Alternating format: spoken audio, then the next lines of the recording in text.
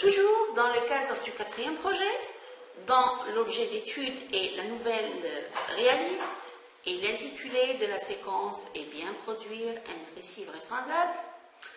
La séance d'aujourd'hui est consacrée à une auto-évaluation formative. Vous avez vu 3 séances déjà de compréhension de l'écrit où vous avez analysé un extrait de la nouvelle de Guy de Maupassant intitulée La Parure. Nous avons pensé à vous consacrer cette séance pour une auto-évaluation, pour évaluer vos acquis antérieurs. Préparez-vous à une analyse d'un récit. Bon, donc le récit est intitulé Le voyage de Sindbad le marin. C'est un récit d'origine perse, conté par Sherazade. Vers la fin de la séance, vous allez vous auto-évaluer à l'aide d'une grille d'auto-évaluation.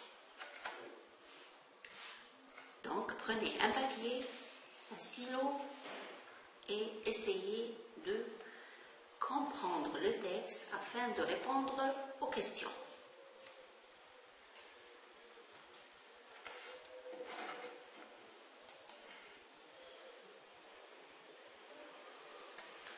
Le titre est Le voyage de Sindbad le marin.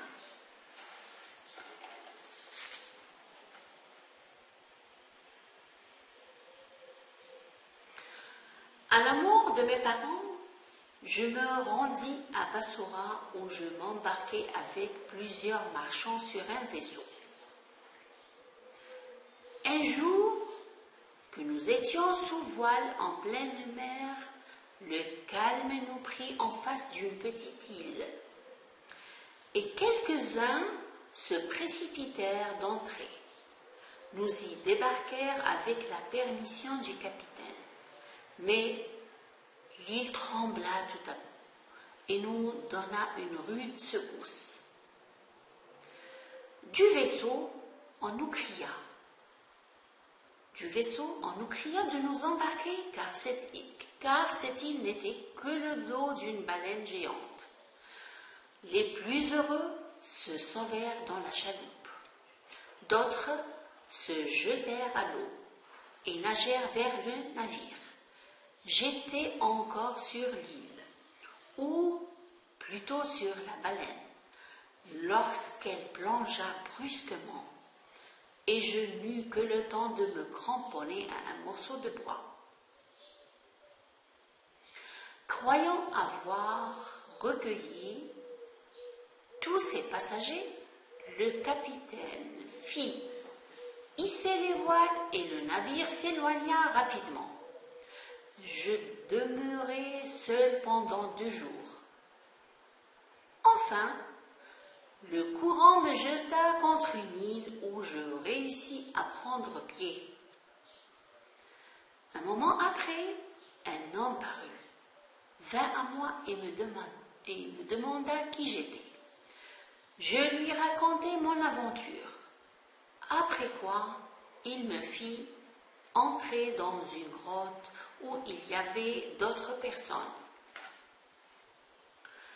Le lendemain, ils reprirent le chemin de la capitale et me conduisirent au roi Mirage, que le récit de mes aventures apitoya fort. Il ordonna que l'on prît soin de moi et que l'on me fournit de tout ce qui me manquait. Un jour que j'étais allé au port, un navire y vint décharger des marchandises. Ce fut ainsi que des gens du navire me reconnurent. Ils témoignèrent une grande joie de me revoir.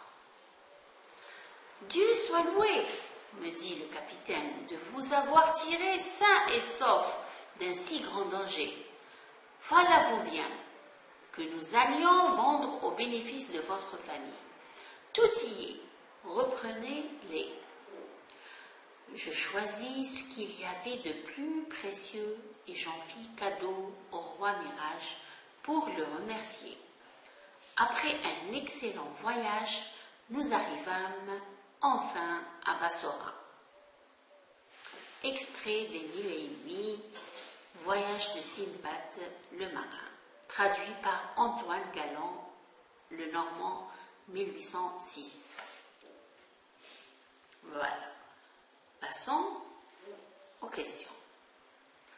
Essayez de prendre un stylo, une feuille et voir avec moi la première question. Donc, vous avez sûrement remarqué qu'à chaque fois, je répétais le pronom « je ». Je. Qui est « je » dans le texte? À qui renvoie le pronom personnel « je » dans le texte? Donc, à qui renvoie le pronom personnel « je » dans le texte? Oui. On répond? Oui. Il renvoie au narrateur, qui est ici Sindbad. Passons à la deuxième question. Le narrateur ici est-il un personnage extérieur ou intérieur à l'histoire? Le narrateur, celui qui raconte l'histoire, est-il un personnage extérieur ou intérieur à l'histoire? Oui. Donc, le narrateur est un personnage interne, présent, qui se manifeste à travers le personnage principal du récit qui est Sindbad le marin.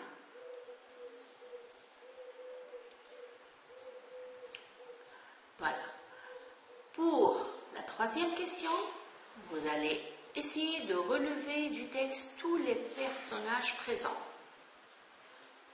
Il y a eu plusieurs personnages qui se sont manifestés dans le texte. Lesquels?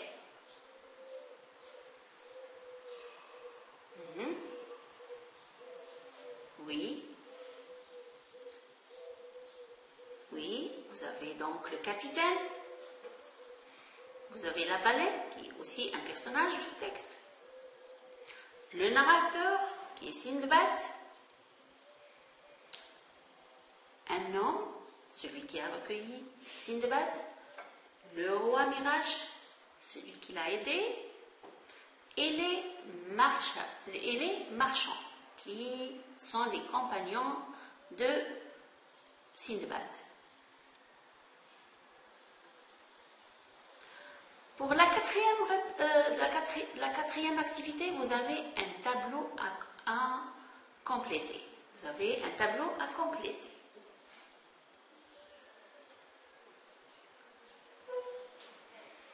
Vous allez essayer, je vais vous montrer le texte encore une deuxième fois, essayez de repérer les indicateurs de temps et les indicateurs de lieu. Voilà. Essayez de repérer les indicateurs de temps et de lieu. Voilà la première partie du texte.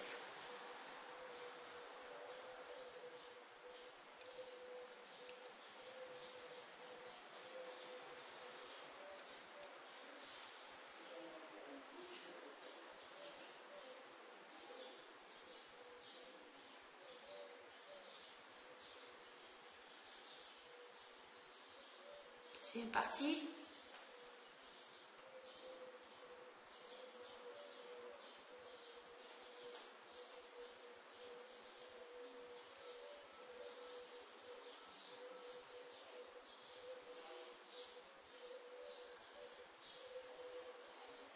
Donc, cherchez bien les indicateurs de temps et de lieu.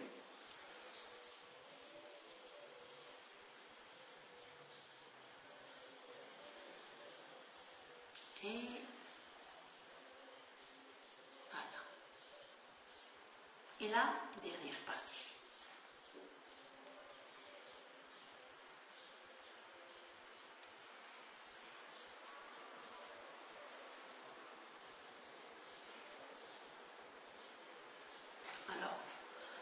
Les indicateurs de temps sont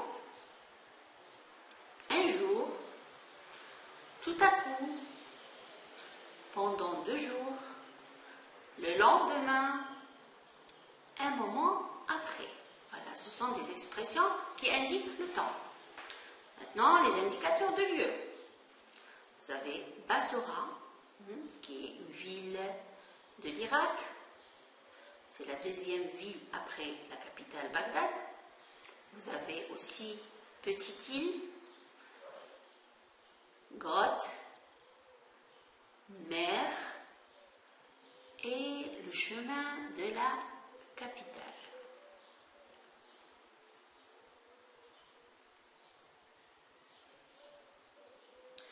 Maintenant, vous essayez de chercher 4 mots appartenant au champ lexical du mot bateau, les mots qui renvoient à bateau.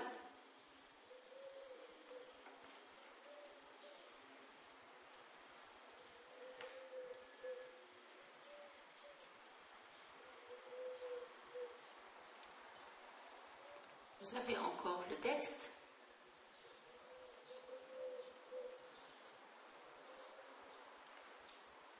Essayez de chercher 4 mots appartenant au champ lexical bateau.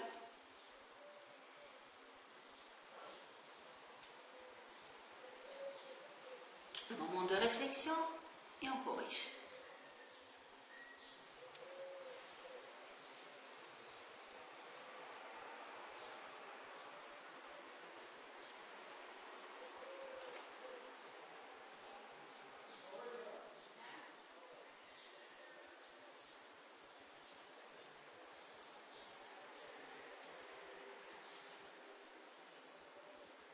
Oui. Donc, vous avez ici plusieurs mots. Alors, les mots sont île, embarqué, voile, mer, capitaine, eau, navire, navire qui est un bateau à voile, passager, voyage, vaisseau, toujours bateau, et chaloupe, c'est la petite barque à rame.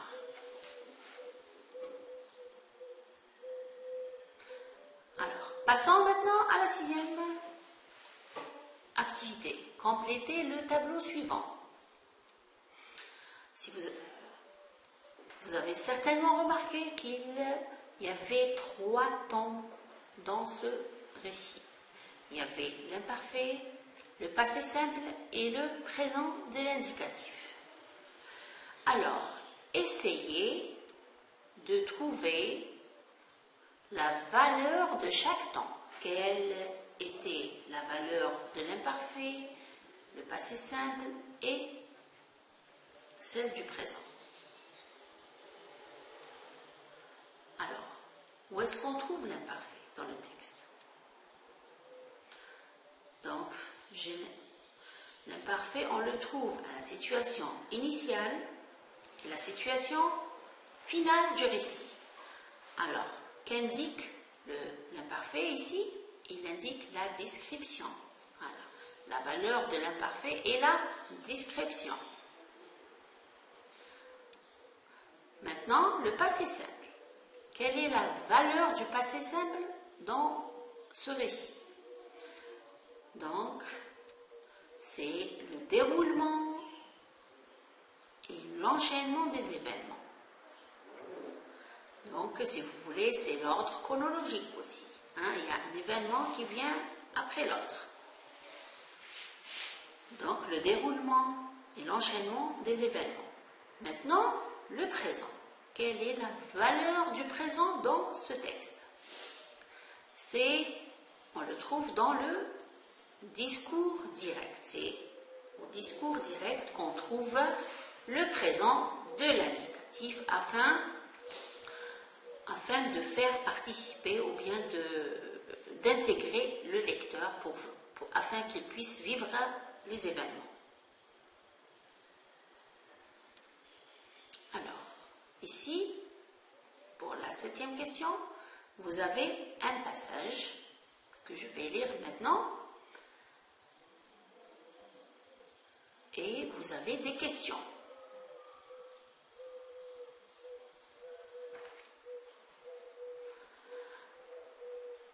Dieu soit loué, me dit le capitaine, de vous avoir tiré sain et sauf d'un si grand danger.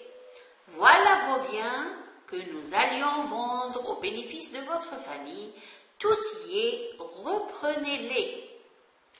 Donc, qui parle à qui dans le passage ci-dessus? Donc, qui parle à qui?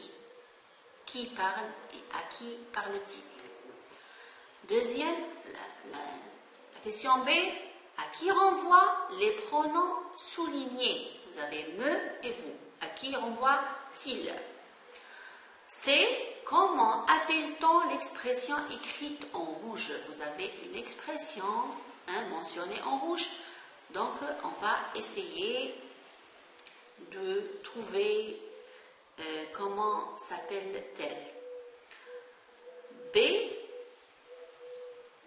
plutôt. Réécrivez ce passage en faisant en sorte que c'est le narrateur qui le rapporte indirectement, en commençant ainsi. Donc ici, on va faire une transformation. On va commencer notre passage par le capitaine remercie Dieu de, et vous continuez. Un moment de réflexion aussi? Oui. Qui parle à qui dans le passage ci-dessus? C'est le capitaine du navire qui parle au narrateur, qui est Sindbad. Donc, c'est le capitaine du navire qui parle au narrateur. La réponse B, les deux pronoms soulignés, me et vous, renvoient toujours au personnage principal du texte, qui est le narrateur. Voilà. Donc, il renvoie au narrateur, personnage principal. C'est l'expression soulignée, ou bien l'expression en rouge là, est une expression introductive de parole.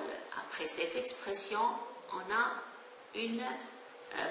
elle introduit une parole. D, on va essayer de transformer ce passage-là en commençant par le capitaine. Le capitaine remercie à Dieu de m'avoir tiré sain et sauf d'un si grand danger. Il me remit mes biens qu'il allait vendre au bénéfice de ma famille. Il me dit que tout y était, on me demanda de les reprendre. On me demanda de les reprendre. Très bien. Donc, pour la 8e activité, vous avez des énoncés que vous allez mettre en ordre. Vous avez quelques énoncés en gras qui vont garder leur place. Donc, remettez en ordre les phrases suivantes. Celles qui sont en gras sont à leur place. Première énoncé, Sindbad partit à Bassora en bateau avec 2 marchands. Deuxième, les voyageurs montèrent le navire et ne s'apercevant de l'absence de Sindbad, reprirent le chemin. Attirés par le calme du Nil, certains voyageurs du bateau s'arrêtèrent pour en profiter. On les appela du navire pour les informer que l'île n'était qu'un dos d'une baleine géante. L'île trembla. Sindbad se retrouva seul pendant 2 jours. Les marchands, heureux de retrouver Sindbad, l'invitèrent à rentrer avec eux. Le courant jeta Sindbad sur une île où un homme le rencontra et l'invita dans sa grotte où il y avait d'autres personnes. Sindbad raconta son aventure à l'homme qu'il avait emmené chez le roi Mirage. Ce dernier ordonna à ses serviteurs de prendre soin de lui. En se promenant sur le port, Sindbad vit un navire venant décharger de la marchandise. Et la dernière partie, Sindbad, en guise de remerciement, offra au roi ses biens que le capitaine du navire lui a remis. Donc, vous allez mettre en ordre, voilà, les phrases suivantes. Celles qui sont en gras, elles garderont leur place.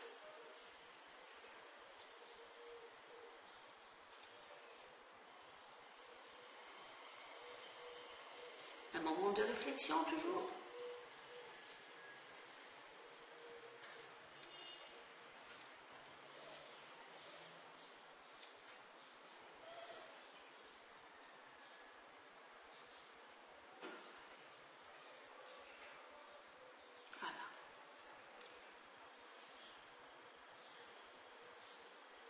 Oui.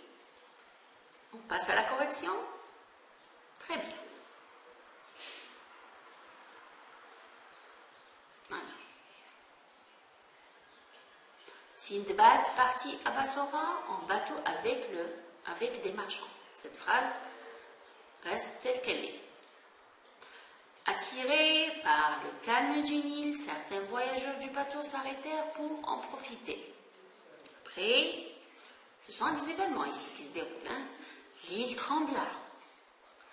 On les appela du navire pour les informer que l'île n'était qu'un dos d'une baleine géante.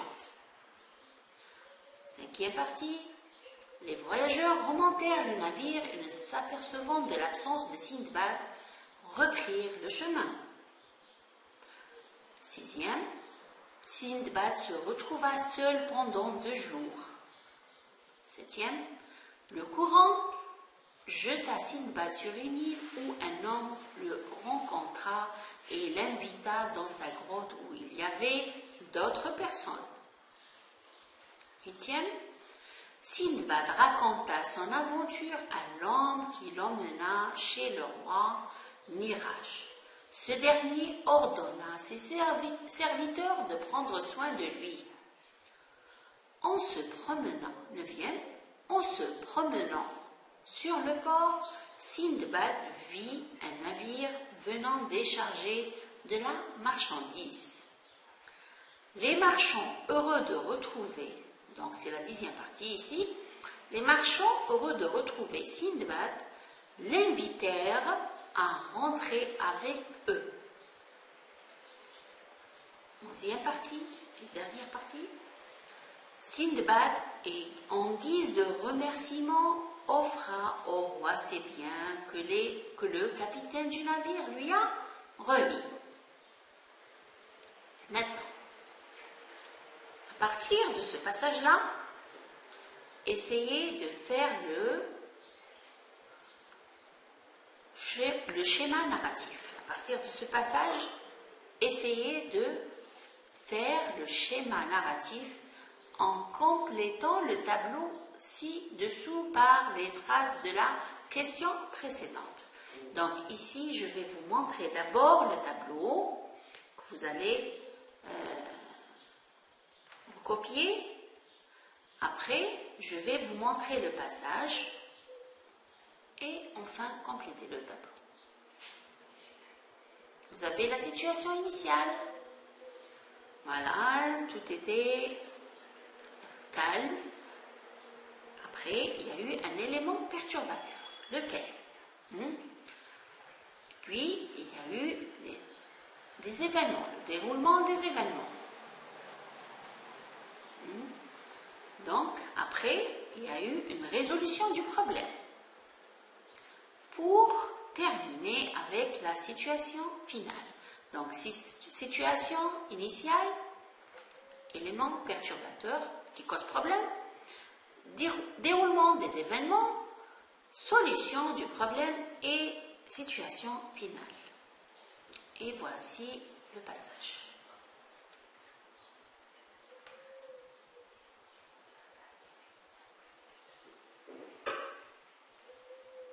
Donc, à partir de ce passage-là, vous allez compléter le tableau. Un moment de réflexion et on corrige ensemble.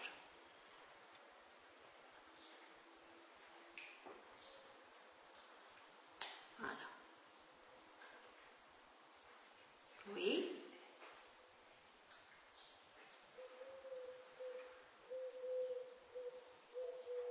Allez, on passe à la correction.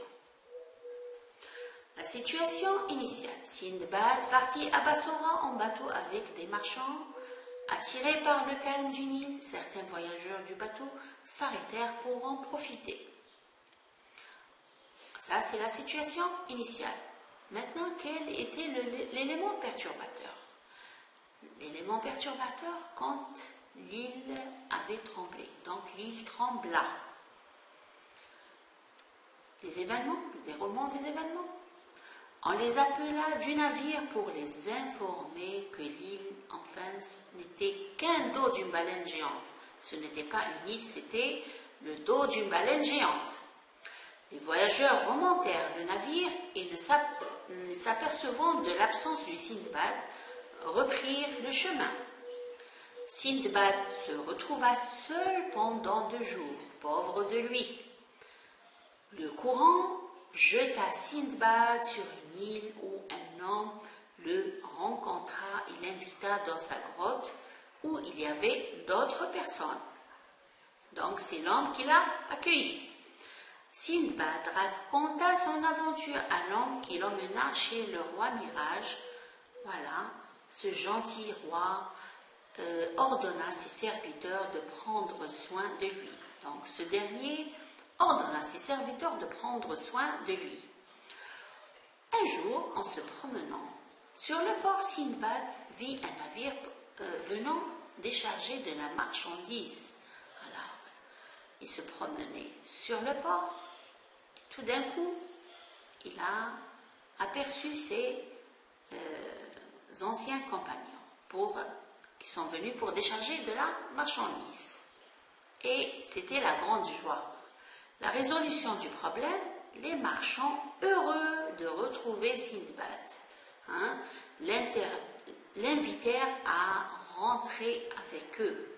Voilà, c'est la dernière partie du récit. Donc, il est rentré, il a repris le chemin vers Bassora. Passons à la situation d'intégration. Donc, vous avez le récit ici. Votre petit frère ou petite sœur vous demande de lui raconter une histoire avant de dormir. Comme c'est beau. Cette histoire vous a plu. Résumez-la en 80 mots environ. Aidez-vous du schéma narratif. Donc, aidez-vous du tableau qu'on vient de voir. Voilà. Alors, pour réussir le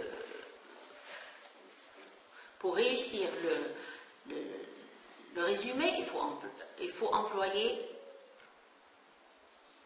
donc le temps, l'imparfait, le passé simple, employer des articulateurs chronologiques et ceux d'enchaînement, éviter la répétition, utiliser les substituts grammaticaux et lexicaux et respecter la mise en page et la ponctuation du texte. On termine avec une grille d'auto-évaluation. Mettez une croix dans la case qui convient. Donc, j'ai répondu à la question oui ou non ou partiellement et vous allez donner une note. Alors, pour la première question, vous avez 1 point. Deuxième, 1 point aussi. Troisième réponse, vous avez 1 point et demi. Quatrième, 2. Champ lexical, 1 point. Réparti en 4 parties. Le temps du récit, 1 point et demi. Septième, vous avez 3. Huitième, c'est sur 4. Le plan du schéma narratif, c'est sur 4 aussi.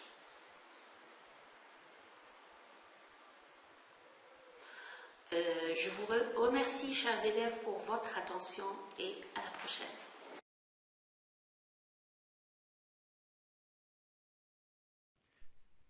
شكرا على المشاهدة. لا تنسوا الاشتراك في القناة، الضغط على الجرس، الإعجاب بالفيديو.